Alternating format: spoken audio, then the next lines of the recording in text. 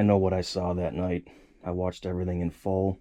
Fulton County officials acknowledged that after the 2020 election, they failed to properly sign and account for required tabulator tapes, violating Georgia election law. County Attorney Ann Brumbaugh admitted the error during a December 9, 2025 State Elections Board meeting, stating that some tapes were unsigned and others were misplaced.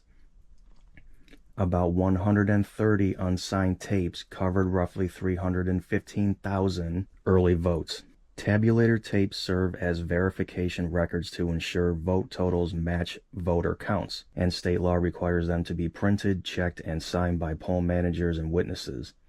While critics on the State Elections Board called the failures sloppy or potentially serious, Georgia Secretary of State Brad Raffensperger said the clerical errors did not affect election results, which were heavily audited. The county said it has since updated procedures and training to prevent similar mistakes. Nonetheless, the State Elections Board voted to refer the matter to the Georgia Attorney General, exposing Fulton County to possible fines up to $5,000 per missing or unsigned tape.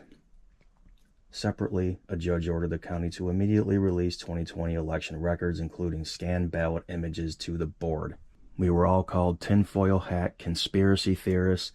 There's other things I remember. Joe Biden making a video stating that he's implemented, he thinks, the most comprehensive and inclusive voter fraud organization in the history of American politics right before the election. Let's not forget, when was the last time an election stopped? Right when Georgia and North Carolina were turning red. After he won Florida, they stopped the election. That's never happened. What about boarding up windows at poll stations, not allowing auditors to even see the ballots? Most secured election, why do that? Don't forget, violating a judge's orders to allow the poll verifiers into a building. I'm just going to leave it at that. It finally came out.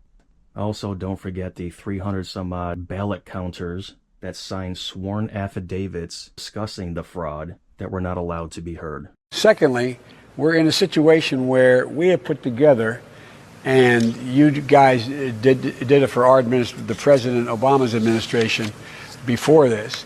We have put together, I think, the most extensive and inclusive voter fraud organization in the history of American politics.